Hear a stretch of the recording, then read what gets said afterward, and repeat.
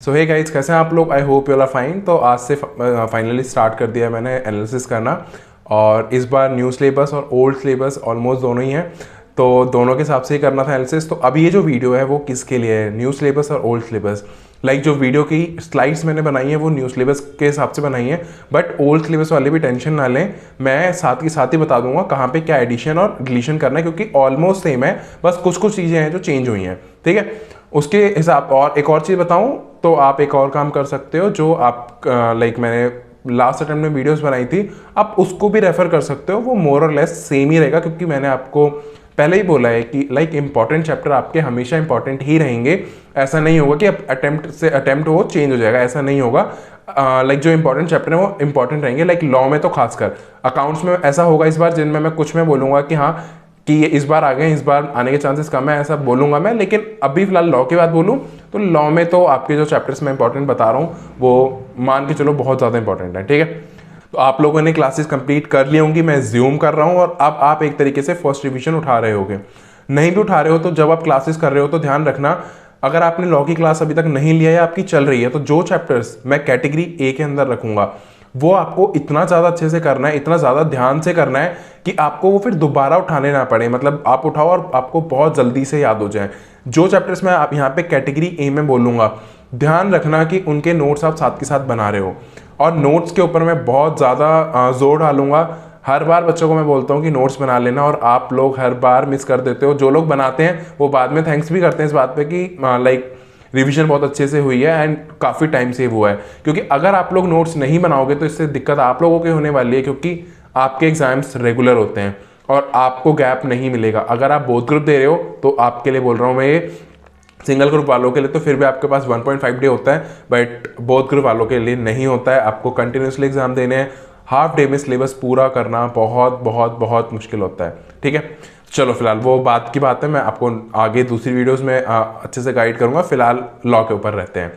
सो इस बार पहले आपका पेपर 5 फाइनेंशियल अकाउंटिंग हुआ करता था, अब आपका पेपर नंबर 5 है बिजनेस लॉ एंड एथिक्स। तो इसके अंदर इसका पूरा डिटेल एनालिसिस करने वाले हैं, बहुत ध्यान से सुनना। सबसे पहले वेटेज आपको पता होना चाहिए, जो आप एग्जाम की प्रिपरेशन कर रहे हो कौन कौन से एरियाज में ज़्यादा इंपॉर्टेंट है और कहाँ कहाँ से पूछा जाएगा। हर बार लाइक ये इंस्टीट्यूट का ही दिया हुआ है, इसमें मेरा कुछ नहीं है, इंस्टीट्यूट का वेटेज दिया हुआ है। ठीक है, क्या ये एग्जैक्टली फॉलो होता है? तो मैं कहूँगा नहीं, एग्जैक्टली फॉलो नहीं होता है। थोड़े बहुत मार्क्स ऊपर नीचे हो सकते हैं, प्लस और minus, but company law majority section है तो आपका वहाँ से ही सबसे ज़्यादा आता है, तो ये चीज़ फॉलो होती है। ठीक है, तो सबसे पहले आते हैं इसके ऊपर। आपका जो सबसे ज़्यादा इंपॉर्टेंट है वो आप खुद ही देख रहे हो, corporate law 40%, that is your company law. ठीक है, उसके बाद जो आपका सेकंड नंबर पे इंपॉर्टेंट आता है वो आता है आपका कमर्शियल लॉ। थर्ड आपका आता है industrial law and business ethics, इसमें से कोई एक चूज करना। तो अब यहाँ पे बच्चे कंफ्यूज होते हैं कि मैं क्या उठाऊं, बिजनेस एथिक्स उठाऊं या फिर इंडस्ट्रियल लॉ, क्योंकि दोनों ही 15 मार्क्स के लिए हैं। तो मैं हमेशा कहता हूँ बिजनेस एथिक्स को पहले उठाओ, क्योंकि 30-40 पेजेस का बिजनेस एथिक्स है, ज़्यादा नहीं है, और बहुत ईजी लैंग्वेज है और आपको याद जल्दी होता है, और स्कोरिंग है। लाइक यहाँ से क्वेश्चन भी इतने ज़्यादा घुमा के नहीं पूछ सकता। इंडस्ट्रियल लॉ में तो केस स्टडी बन सकती है, लाइक बिजनेस एथिक्स में आपकी ऐसा इतनी ज़्यादा केस स्टडीज नहीं बनेंगी, और बनेंगी भी तो आप उनको पहचान लोगे। ठीक है, तो इसीलिए आपको बिजनेस एथिक्स के ऊपर ध्यान देना है। ध्यान रखना वीडियो थोड़ा सा बड़ा जाएगा, शॉर्ट नहीं बना रहा हूँ इस वीडियो को, रीज़न यही है कि मैं चाहता हूँ ज़्यादा से ज़्यादा कवरेज हो जाए, आपको फिर दोबारा प्रॉब्लम ना हो। क्योंकि अगर मैं फिर फास्ट फॉरवर्ड मोड में बनाऊंगा तो उसमें फिर दिक्कत आपको ये होगी कि आप लोगों को आधी चीज़ें पता ही नहीं चलेंगी, क्योंकि मैं यहाँ पे अभी आपको कुछ चीज़ें चैप्टर के साथ भी बताने वाला हूँ, तो मतलब मैं कुछ मिस नहीं करना चाहता हूँ, तो थोड़ी वीडियो लंबी जा सकती है। ठीक है, तो ये उसके बाद आपको अपना बिजनेस एथिक्स करने के बाद में आप अपना इंडस्ट्रियल लॉ उठाओगे। ठीक है, अब मैंने इसको कैसे बांटा है, सबसे पहले आते हैं हम अपने कैटेगरी नंबर ए के ऊपर। मोस्ट इंपॉर्टेंट चैप्टर्स होने वाले हैं, और ये मैं आपको बता रहा हूँ कम से कम 80 मार्क्स तक हो जाने वाला है कैटेगरी ए। ठीक है, आप बोलोगे भैया सिर्फ कैटेगरी ए, तो यहाँ पे मेजोरिटी ऑफ चीज़ कवर हो जाती है, क्योंकि लॉ है तो यहाँ पे ज़्यादा लाइक कट करने का मौका नहीं मिलेगा हमें, और मतलब ज़्यादा चीज़ें यहाँ पे हमें कवर करनी ही करनी है। एक चीज़ का ध्यान रखना, सिलेबस पूरा का पूरा करना, कुछ भी छोड़ना मत। जो सी कैटेगरी है उसको मैं ये कहूँगा कि थोड़ा कम ध्यान दे लेना, लेकिन एटलीस्ट देना ज़रूर। मतलब ये मत करना कि बिल्कुल ही आप छोड़ के जा रहे हो। ठीक है, चलो कैटेगरी ए की बात करते हैं। सबसे पहले आता है कमर्शियल लॉ के ऊपर। अब यहाँ पे सबसे पहला आपका इंडियन कॉन्ट्रैक्ट एक्ट। आप चाहे तो सीक्वेंस भी ये फॉलो कर सकते हो, आप एंजॉय करोगे इस सीक्वेंस को, क्योंकि इसमें ना आपको कुछ लोग कहेंगे कि अगर आप एक बार में कमर्शियल लॉ उठा रहे हो तो पहले एक बार पूरा कमर्शियल लॉ खत्म कर दो। तो मैं वो चीज़ नहीं बोलता हूँ। मेरा मानना ये है लाइक कि जो पहले इंपॉर्टेंट है पहले उसको कवर अप करा जाए, चाहे वो फिर लॉ कमर्शियल लॉ हो, चाहे वो कंपनी लॉ हो, चाहे कोई सा भी लॉ हो। सबसे पहले इंपॉर्टेंट चैप्टर्स खत्म करे जाए, उसके बाद में मूव करो बाकी चैप्टर्स पे, ठीक है। तो सबसे पहले आप इंडियन कॉन्ट्रैक्ट एक्ट करोगे, ये आपका लगभग आप पूरा है जो नए सिलेबस में आपका एग्रीमेंट और आपका लाइक एक तरीके से बेसिक से है, तो थोड़ा सा अच्छे से करना। और यहाँ से आपके एमसीक्यू वगैरह काफ़ी बनते हैं, तो थोड़ा सा ध्यान देना। सेकंड आता है sales of good act.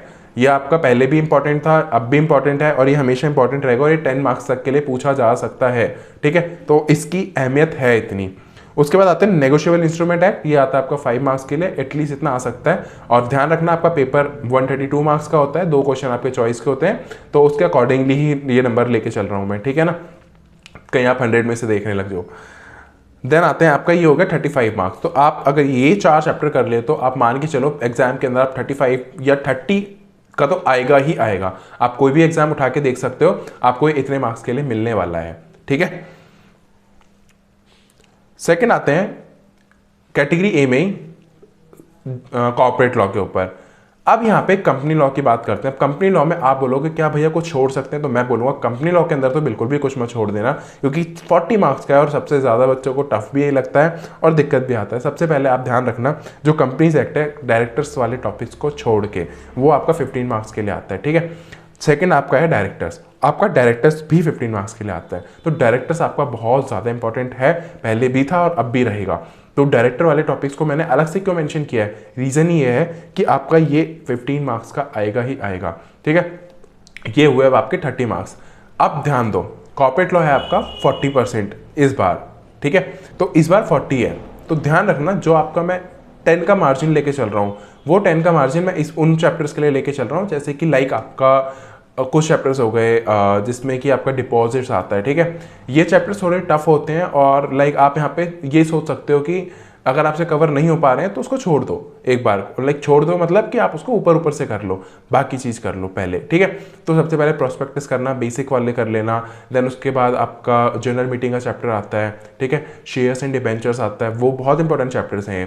Then इसके बाद जब आप शेयर्स एंड डिबेंचर्स कंप्लीट कर लोगे उसके बाद आप डायरेक्टर्स वाले टॉपिक्स पे मूव कर जाओगे, ठीक है। ये सब कुछ कर लोगे तो आपका मेजोरिटी ऑफ कंपनी लॉ खत्म हो जाएगा। जो बाकी बचेगा वो फिर आप एक बार को जब कर लेना जब आपका क्या कहते हैं बाकी सिलेबस हो जाए, लाइक आपका कैटेगरी बी खत्म हो जाए उसके बाद में आप कर लेना, या फिर कैटेगरी बी के साथ में आप उसको उठा लेना, ठीक है। देन आता है एथिक्स। आपको एथिक्स यहाँ पे पूरा करना है, 15 मार्क्स बहुत अच्छे से करना है। यहाँ पे लाइक इस पे ना वो मत करना कि 15 मार्क्स के लिए तो है मतलब ज़्यादा क्यों पढ़ें। मैं आपको बता रहा हूँ ये बहुत ईजी है एथिक्स और आपको बहुत स्कोर करा के जाएगा, ठीक है। तो थोड़ा सा इसके ऊपर ध्यान देना। देन आते हैं आपका एथिक्स पूरा होने के बाद में आपका ये जो टोटल बनता है इस स्लाइड का वो होता है 45 मार्क्स, और अगर मैं टोटल देखूँ आपका कैटेगरी ए पहुंच जाता है 80 मार्क्स। अब मैं आपको एक सिचुएशन देता हूँ, ये मैंने आपको 80 मार्क्स बताया और ये आपको ऑलमोस्ट इतने का मिलेगा। अगर मान लो 80 का नहीं भी मिला 70 का मिल जाएगा, 70 का नहीं मिला तो 60 का तो मिलेगा ही मिलेगा। आप कोई भी पेपर उठाओ और उसको स्टार्ट करो देखना, उसके एमसीक्यू क्वेश्चन आता है, सब कुछ मिक्स करके देखो और देखो यहाँ से कितना आ रहा है, तो आपको खुद रियलाइज होगा कि हाँ ये ऑलमोस्ट बहुत इंपॉर्टेंट चीज़ें कवर अप हो चुकी हैं, जिसमें कि अभी हमने इंडस्ट्रियल लॉ को तो हाथ भी नहीं लगाया है। तो ये चीज़ थोड़ा सा देखो कि आपको लाइक स्मार्टली पढ़ो, चीज़ें कम कवर हो मार्क्स ज़्यादा कवर हो, ठीक है। इस तरह से पढ़ाई करो। और मैं इस सब्जेक्ट में नहीं बाकियों के लिए भी एप्लीकेबल है कि सिलेबस करो 100%, बट ज़्यादा ध्यान वहाँ पे दो जो आपका लाइक जहाँ से मार्क्स स्कोर हो सके, क्योंकि आपको एट द एंड तक एग्जाम क्लियर करना है। आपकी नॉलेज होनी चाहिए बट आपको एग्जाम भी क्लियर करना आना चाहिए, अदरवाइज आपको प्रॉब्लम ये आएगी आपको नॉलेज होते हुए अगर आप एग्जाम क्लियर नहीं कर पा रहे हो तो फिर क्या फायदा। तो नॉलेज लो बहुत अच्छी बात है बट एग्जाम भी साथ में क्लियर करो, तो उसके लिए आपको स्मार्टली पढ़ना पड़ेगा, ठीक है। अब आते हैं कैटेगरी नंबर बी के ऊपर। ऑफ कोर्स यहाँ पे बाकी बचे हुए चैप्टर्स आने शुरू हो जाएंगे। तो यहाँ पे सबसे पहले आता है आपका कमर्शियल लॉ में जो आपका बचा हुआ हो गया पार्टनरशिप एंड आपका फिर आएगा इंडस्ट्रियल लॉ। जो अब आपका एलएलपी रह गया है, एलएलपी वो आपका कैटेगरी नंबर सी में आ जाएगा, ठीक है। लेकिन अभी फिलहाल कैटेगरी बी पे है तो बी पे रहते हैं। तो section A commercial law Indian partnership act हो गया, यहाँ पे आपका 5 मार्क्स के लिए आएगा ही आएगा। तो अब यहाँ तक थी मार्क्स, ठीक है। अब जो मैं इंडस्ट्रियल लॉ बता रहा हूँ यहाँ पे मैं मार्क्स नहीं बता रहा हूँ कौन सा चैप्टर कितने मार्क्स के लिए आएगा, क्योंकि यहाँ पे जनरली कितने मार्क्स के लिए भी पूछ सकता है इंस्टीट्यूट, तो ऐसा कुछ परफेक्ट ट्रेंड नहीं देखा गया है। अब ये आपका है जो कोड ऑन वेजेस 2019, ये आपका ऐड हुआ है। लाइक इंडस्ट्रियल लॉ में काफ़ी चेंजेस आया, पहले बहुत सारे एक्ट हुआ करते थे, अब हटा दिए हैं, तो यहाँ पे थोड़े चेंजेस हैं तो वो देख लेना, ठीक है। देन फैक्ट्रीज एक्ट, ये पहले भी बहुत इंपॉर्टेंट था और अब भी इंपॉर्टेंट है, ठीक है। फैक्ट्रीज एक्ट को तो करना ही कर लेना, अगर आपको लगता है कि कोई चीज़ छोड़नी है वो बाद में देखना, बट फैक्ट्रीज एक्ट को लेकिन ज़रूर करना, क्योंकि ये आपका पहले भी इंपॉर्टेंट था और अब भी इंपॉर्टेंट रहेगा।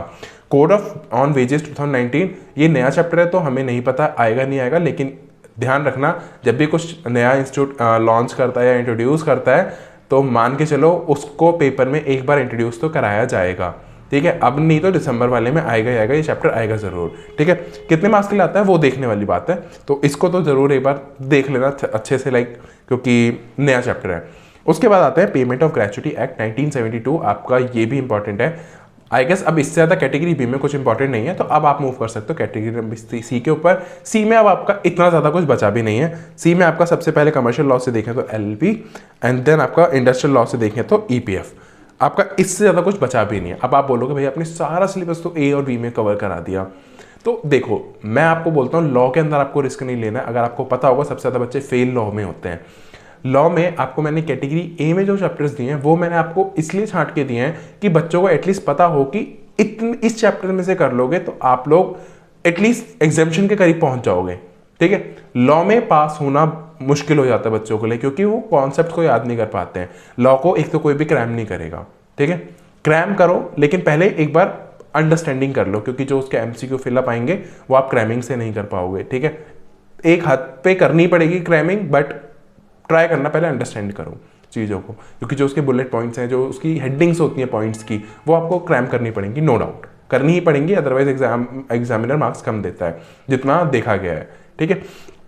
तो वो चीज़ थोड़ा सा देख लेना। और लॉ में ना डरने की ज़रूरत नहीं है, बहुत ईजी मैं कहूँगा कि लाइक अगर आप उसको समझ के करोगे ना तो लॉ आपको बहुत ईजी लगेगा। अगर आप क्रैम करना शुरू कर दोगे स्टार्टिंग से ही तो आपके लिए बहुत टफ होने वाला है, आपको फिर ये समझ नहीं आएगा। तो थोड़ा सा इस चीज़ के ऊपर भी ध्यान देना। सेकंड चीज़, आप पैनिक नहीं करना बिल्कुल भी, अब भी आप स्टार्टिंग पे हो। हाँ, काफ़ी लोगों को प्रेशर आने लग गया है कि अभी मार्च चलने लग गया है, पता नहीं सिलेबस पूरा हो पाएगा कि नहीं आएगा।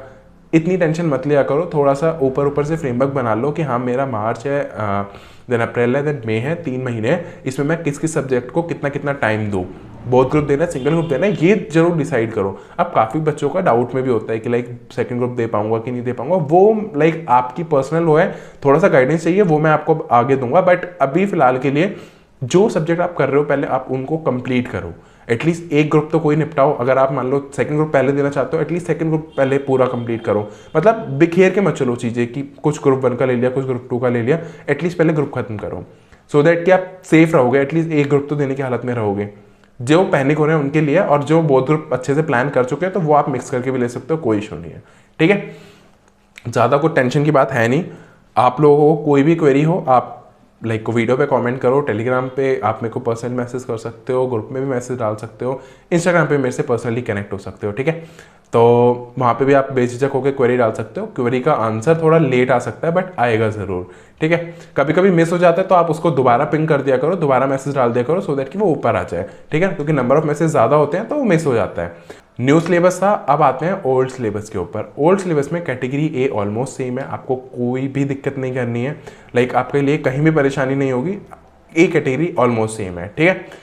कैटेगरी नंबर बी के अंदर जो आपका इंडस्ट्रियल लॉ वाला पार्ट है वहाँ पे चेंजेस आए हैं। तो कैटेगरी नंबर बी में आपको कुछ बोनस और 1-2 चैप्टर्स और हैं जो ऐड हुए हैं। आप उसके लिए लास्ट वाली वीडियो देखना जो लाइक मैंने लास्ट टाइम में बनाई थी, प्लेलिस्ट बना रखी है, आप जाके वहाँ जाके देख सकते हो, उसमें से आप रेफर कर लो, ठीक है। और लाइक इंडस्ट्रियल लॉ को आप बाद में देखना, पहले आप मैं बोलूँगा commercial and then company law, ये 2 कंप्लीट करो जिनको डाउट है। एंड बेस्ट विशेस उनके लिए जिनके रिजल्ट्स अब आने वाले हैं, एंड आई होप आप लोगों का अच्छा रिजल्ट आए।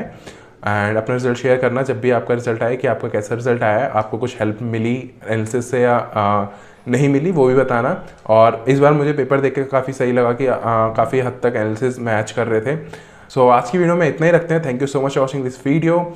आगे जो आपकी बाकी के पेपर्स हैं उनकी आपको वीडियो जल्दी ही मिल जाएंगी, मे बी शायद विद इन अ वीक और 2 वीक। एंड अगर आप लोग नए हो चैनल के ऊपर, आपको चैनल का कंटेंट पसंद आ रहा है, प्लीज़ सब्सक्राइब करना चैनल को। वीडियो अच्छी लगे तो वीडियो को लाइक करने से मुझे मोटिवेशन मिलेगा। कमेंट करना अपने फीडबैक, अपने सजेशंस, वीडियो को शेयर जरूर करना अपने फ्रेंड्स के साथ में। मिलते हैं नेक्स्ट वीडियो के अंदर, जब तक के लिए टेक केयर, बाय बाय।